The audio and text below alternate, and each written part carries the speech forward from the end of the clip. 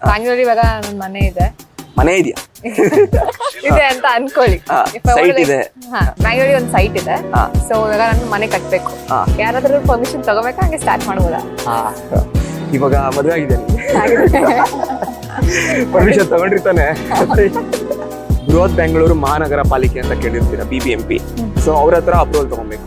So they have their own rules. Currently BBMP ನ greater Bangalore authority ಅಂತ ಮಾಡಿದ್ದಾರೆ. FAR ಅಂತ ಇದೆ, ಫ್ಲೋರ್ ಏರಿಯಾ ರೇಷಿಯೋ ಅಂತ. So for example if you have a 30-40 plot, ಆಮೇಲೆ road ಬಿಡ್ತು, ನಿಮ್ಮ ಪ್ಲಾಟ್ ಮುಂದೆ 30 feet ರೋಡ್ ಇದ್ರೆ 1.75 ಸದ್ಯಕ್ಕೆ 60 feet 12% ಅಂದ್ರೆ ಎಷ್ಟು ಬರುತ್ತೆ? 72 7.2 feet ನೀವು ಮುಂದೆ ಸೆಟ್ ಬ್ಯಾಕ್ ಬಿಡಬೇಕು.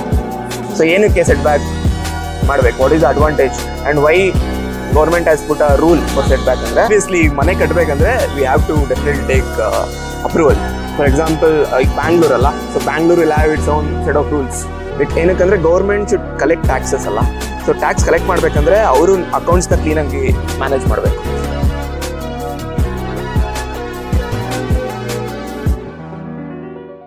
Hi Pallavi. Hi sir. How are you? I'm good sir. How are you? I'm good. I'm very fine. So what is the topic for today? Topic ಏನಿಲ್ಲ sir. Bangalore ಇವಾಗ ನನ್ನ ಮನೆ ಇದೆ. ಮನೆ ಇದೆಯಾ? ಇದೆ ಅಂತ ಅನ್ಕೊಳ್ಳಿ. ಸೈಟ್ ಇದೆ. ಬ್ಯಾಂಗ್ಳೂರಿಗೆ ಒಂದು ಸೈಟ್ ಇದೆ. ಸೊ ಇವಾಗ ನಾನು ಮನೆ ಕಟ್ಬೇಕು. ಯಾರಾದ್ರೂ ಪರ್ಮಿಷನ್ ತಗೋಬೇಕಾ ಹಂಗೆ ಸ್ಟಾರ್ಟ್ ಮಾಡ್ಬೋದಾ? ಇವಾಗ ಮದುವೆ ಆಗಿದೆ, ಪರ್ಮಿಷನ್ ತಗೊಂಡಿರ್ತಾನೆ. ಪೇರೆಂಟ್ಸ್ ಹತ್ರ ಪರ್ಮಿಷನ್ ತಗೋಬೇಕು ತಾನೆ. ಸೊ ಮನೆ ಕಟ್ಟಬೇಕಾದ್ರೂ ಅಂದ್ರೆ ಅನ್ಲೆಸ್ ಲವ್ ಮ್ಯಾರೇಜ್ ಆದ್ರೆ ಪರವಾಗಿಲ್ಲ, ಅಲ್ಲೂ ಬೇಕಲ್ಲ ಸರ್. ಐ ಮೀನ್ ಅದ್ ಮ್ಯಾರೇಜ್ ಆದ್ಮೇಲೆ ಪರ್ಮಿಷನ್ ಆಯ್ತಾ. ಸೊ ಆಬ್ವಿಯಸ್ಲಿ ಈಗ ಮನೆ ಕಟ್ಟಬೇಕಂದ್ರೆ we have to definitely take approval. Government regulatory authorities ಮಾಡಿರುತ್ತೆ. ಫಾರ್ ಎಕ್ಸಾಂಪಲ್ ಈಗ ಬ್ಯಾಂಗ್ಳೂರ್ ಅಲ್ಲ, so Bangalore will have its own set of rules. ಈ ಥರ ಮನೆ ಕಟ್ಟಬೇಕು, ಇಷ್ಟು ಹೈಟ್ ಮನೆ ಕಟ್ಟಬೇಕು, ಈ ಥರ ರೋಡ್ಸ್ ಮಾಡಬೇಕು, ಇಷ್ಟಿಷ್ಟು ಪಾರ್ಕ್ಸ್ ಇರಬೇಕು ಅಂತ they will have their own rules. So obviously ಈಗ ಬ್ಯಾಂಗ್ಳೂರಲ್ಲಿ ಬೃಹತ್ ಬೆಂಗಳೂರು ಮಹಾನಗರ ಪಾಲಿಕೆ ಅಂತ ಕೇಳಿರ್ತೀರಾ, BBMP. ಸೊ ಅವ್ರ ಹತ್ರ ಅಪ್ರೂವಲ್ ತಗೊಬೇಕು. So they have their own rules. Currently BBMP ನ ಗ್ರೇಟರ್ ಬ್ಯಾಂಗ್ಳೂರು ಅಥಾರಿಟಿ ಅಂತ ಮಾಡಿದ್ದಾರೆ. So the new government Congress government have made a new framework. ಅವ್ರದ್ದು ಏನು ಇಂಟೆನ್ಷನ್ ಅಂದರೆ ಈ ಅಪ್ರೂವಲ್ ಪ್ರೊಸೆಸ್ನ ಸ್ಟ್ರೀಮ್ಲೈನ್ ಮಾಡಬೇಕು ಅಂದ್ಬಿಟ್ಟು, ಎಲ್ಲ ಡಿಜಿಟಲೈಸ್ ಮಾಡ್ಬೇಕು ಅಂದ್ಬಿಟ್ಟು ಹೊಸ ಹೊಸ ರೂಲ್ಸ್ ಮಾಡಿಕೊಂಡು and also to improve Bangalore ಅವ್ರು develop Bangalore. So GBA greater Bangalore authority ಅಂತ ಮಾಡ್ಕೊಂಡಿದ್ದಾರೆ. So we have to go there and take permission. ನೀವು ಮನೆ ಕಟ್ಟೋಕ್ಕಿಂತ ಮುಂಚೆ ಅವ್ರ ಹತ್ರ ಪರ್ಮಿಷನ್ ತೊಗೊಂಡು ಬರಬೇಕು. ಓಕೆ. ಸೊ ಇವಾಗ ಅಲ್ಲಿ ಹೋಗಬೇಕು ಅಂದರೆ ಡಾಕ್ಯುಮೆಂಟ್ಸ್ ಎಲ್ಲ ಕ್ಯಾರಿ ಮಾಡಬೇಕಾ? Like what's the process of taking the permission? Definitely. ಇವಾಗ for example you have to first contact your architect. So ನೀವು ಅವ್ರಿಗೆ ಹೋಗಿಂತ ಮುಂಚೆ ನಿಮ್ದು ಪ್ಲಾನ್ ರೆಡಿ ಇರಬೇಕು. So first go to your architect, tell them how many floors you want to build based on your site area and your road width. ನಿಮ್ಮ site ಮುಂದೆ ಎಷ್ಟು ದೊಡ್ಡ ರೋಡ್ ಇದೆ, ಆರ್ಕಿಟೆಕ್ಟ್ಸ್ಗೆ ಗೊತ್ತಿರುತ್ತೆ ಅವ್ರದ್ದು ಸೆಟ್ ಬ್ಯಾಕ್ ರೂಲ್ಸ್ ಏನಿದೆ ಅಂತ. ನಾನು ಸೆಟ್ ಬ್ಯಾಕ್ ರೂಲ್ಸ್ ಬಗ್ಗೆ ಆಮೇಲೆ ಹೇಳ್ತೀನಿ ಡೀಟೇಲ್ ಆಗಿ, ಯಾವ್ಯಾವ ಸೈಟ್ಗೆ ಎಷ್ಟು ಸೆಟ್ ಬ್ಯಾಕ್ ಬಿಡಬೇಕಂತ. ಸೊ ಅದ್ರ ಪ್ರಕಾರ ಅವರು ಡಿಸೈನ್ ಮಾಡಿ ಕೊಡ್ತಾರೆ. ಆ ಡಿಸೈನ್ ಜೊತೆಗೆ ನಿಮ್ಮ ಸೇಲ್ ಡೀಡ್ ಅಂದರೆ ನಿಮ್ಮ ಓನರ್ಶಿಪ್ ಡಾಕ್ಯುಮೆಂಟ್, ಆಮೇಲೆ ಖಾತಾ ಅಂದರೆ ನೀವು ಟ್ಯಾಕ್ಸ್ ಕಟ್ಟಿದ್ದೀರಾ ಅಂತ. ಸೊ ಅದನ್ನ ಹೋಗಿ ನೀವು ಅಥಾರಿಟಿಗೆ ಕೊಟ್ಟರೆ, so then they will verify all the documents. So they will also come to your site to check ನೀವು ಕೊಟ್ಟಿರೋ ಡೀಟೇಲ್ಸ್ ಎಲ್ಲ ಕರೆಕ್ಟ್ ಇದೆಯಾ ಅಂತ. And then they will give you approval. Okay, you can go ahead and start the construction ಅಂತ. Okay. ಈ ಖಾತಾ ಬಗ್ಗೆ ಸ್ವಲ್ಪ ಹೇಳ್ಬೋದಾ ಸರ್? ಖಾತಾ. ಸೊ ಖಾತಾ ಅಂದ್ರೆ ಏನು ಹೇಳಿ? ಖಾತಾ is a Kannada word for account. Account. Okay. For example bank account ಏನಂತ ಹೇಳಿ? ಬ್ಯಾಂಕ್ ಖಾತೆ. ಬ್ಯಾಂಕ್ ಖಾತೆ ಅಂತ ಕನ್ನಡದಲ್ಲಿ. ಸೊ ಅದು ಈ ಖಾತಾ ಅಂದ್ರೆ ಇಟ್ ಬೇಸಿಕ್ಲಿ ಲೈಕ್ ನಿಮ್ಮ ಪ್ರಾಪರ್ಟಿಗೆ ಒಂದು ಅಕೌಂಟ್. ಲೈಕ್ ಏನಕ್ಕಂದ್ರೆ ಗೌರ್ಮೆಂಟ್ ಶುಡ್ ಕಲೆಕ್ಟ್ ಟ್ಯಾಕ್ಸಸ್ ಅಲ್ಲ.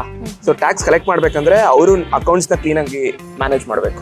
ಪಲ್ಲವಿ ಇದು ಖಾತಾ, ಲೋಹಿತದೊಂದು ಖಾತಾ, ವೈಭವ್ದೊಂದು ಖಾತಾ.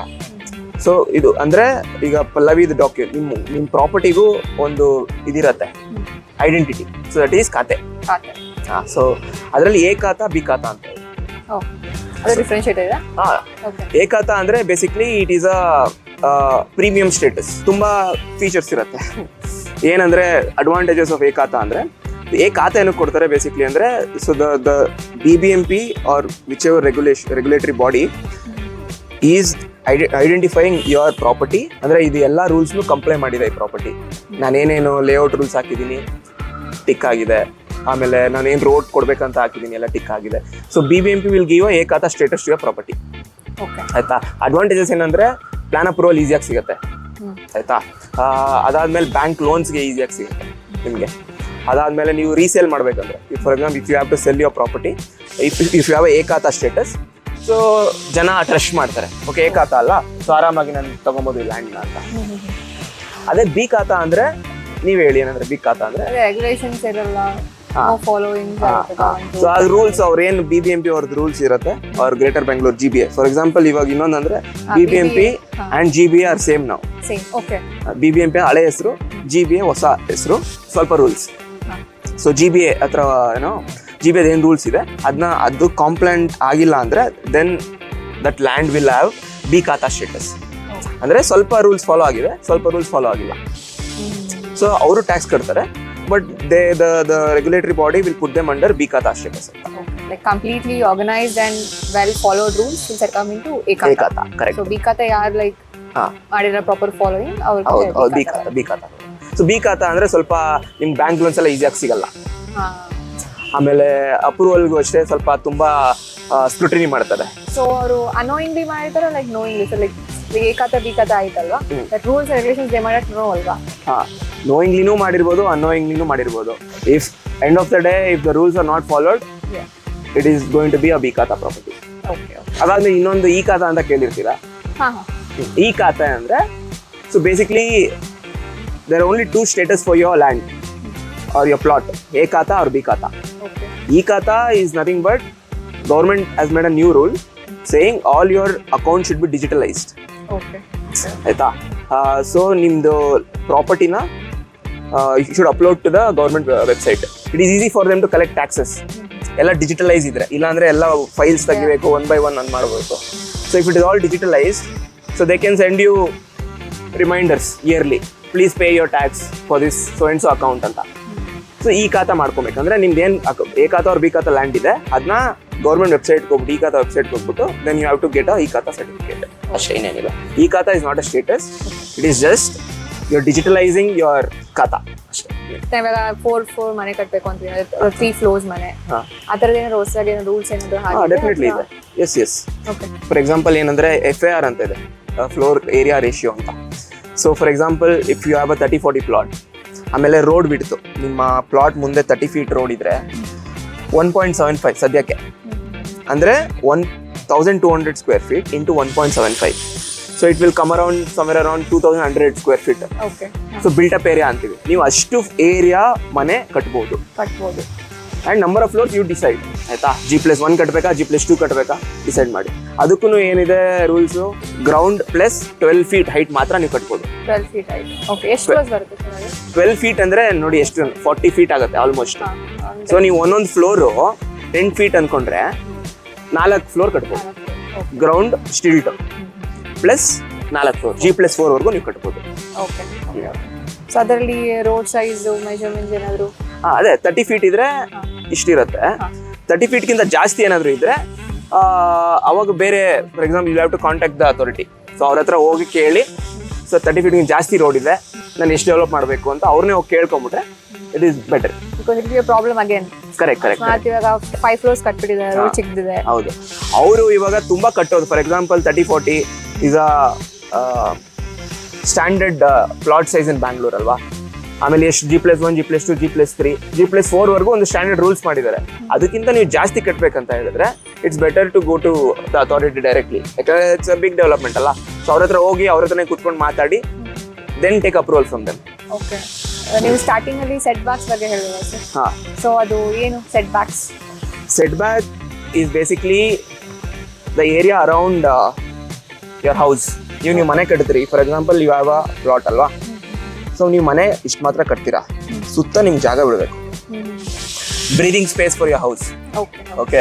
ಸೊ ಏನಕ್ಕೆ ಸೆಟ್ ಬ್ಯಾಕ್ ಮಾಡಬೇಕು, what is the advantage and why government has put a rule for set back ಅಂದರೆ, ಫಸ್ಟ್ ಥಿಂಗ್ ಈಸ್ ಲೈಟ್, ಬೆಳಕು ಬರಬೇಕು.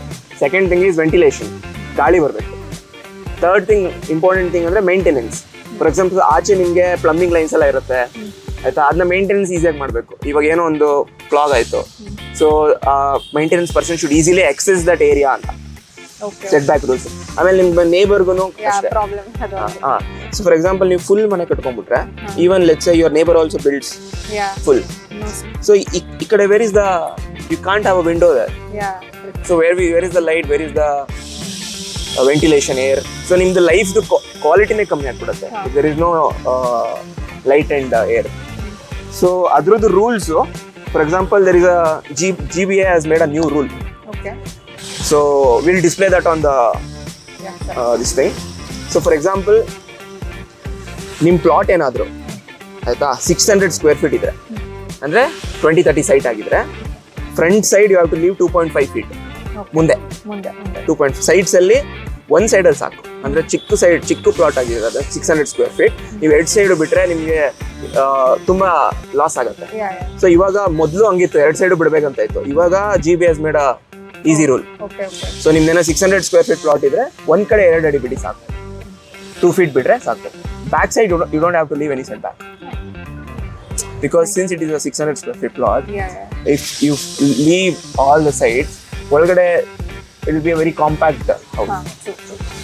If you have a 1200 square feet plot, which is 30-40, ಅಂದ್ರೆ the most famous one in Bangalore, front side you have to leave 3 feet. 3 ಅಡಿ ಬಿಡಬೇಕು.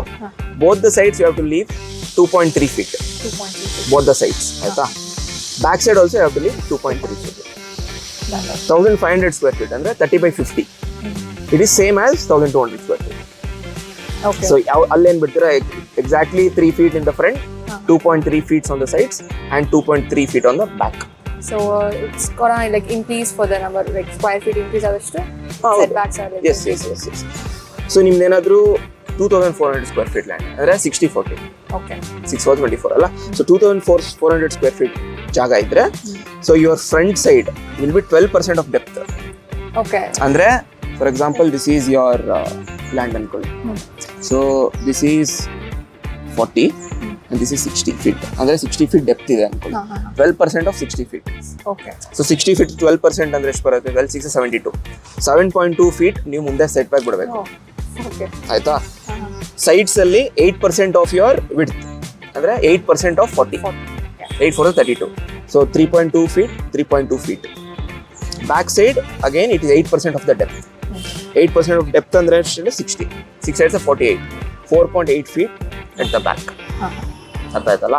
So that is for 2400 square feet plot. So these are the new rules, updated rules. So you don't have to go check any other documents. So whatever I have told, I have taken this data directly from the government. ಆಯ್ತಾ. So you can follow this. Yeah sure. So if it's quite is more like more than 2400, ಅದಕ್ಕೆ 2400 ಜಾಸ್ತಿ ಅಂದ್ರೆ ಇನ್ನೊಂದು 4000 square feet plot up to 4000 ಅಂದ್ರೆ ಇದೆ 12% with. So ಅದು percentage ಮೇಲೆ ಹೋಗ್ಬಿಡುತ್ತೆ. ಓಕೆ. ಸೊ ಅವ್ರು ಹೇಳಿರೋದು 600 square feet, 1200 square feet, 1500 square feet. For the small like 30-40, 30-20 ಅಂದ್ರೆ ಸ್ಟ್ಯಾಂಡರ್ಡ್ ತುಂಬಾ ಸೈಟ್ಸ್ ಆಗದೆ ಆ ತರ 60-40 ಆಗುತ್ತೆ, ಇಲ್ಲ ಅಂದ್ರೆ 30-40 ಆಗುತ್ತೆ. 30-50 is also outside, but again it is for the bigger space ಬೇಕು ಅಂತ ಮಾಡ್ಕೊಂತಾರೆ. ಸೊ ಅದಕ್ಕೆ ಮಾತ್ರ ರೂಲ್ ಸೆಟ್ ಮಾಡಿದ್ದಾರೆ. ಹೈಟ್ ಬಂದ್ಬಿಟ್ಟು again ground floor stilt should be utilized for the parking plus 12 feet, 12 meter. Okay. 12 meter ಅಂದ್ರೆ 40 feet. Like in the like space like for parking, can we build a small house there? Servant room, watchman room, ಆ ಥರ ಏನಾದರೂ ಮಾಡ್ಬೋದು ಅಷ್ಟೇ. Okay. If you are not having a parking ಅಂದರೆ ನೀವು for example if you are building a G+3 stilt parking ಅಂದರೆ full parking ಬಿಡಬೇಕು. Even if there is one house there, it is not called a street parking. Okay. One servant room, I think it is permissible, but you can't build a 2 BHK or 3 BHK and then again build 12 meters. So height would be street parking plus 12 meters. 12 meters ಅಂದ್ರೆ almost 40 feet. Yeah. So G+4 ವರೆಗೂ ನೀವು ಕಟ್ಬೋದು.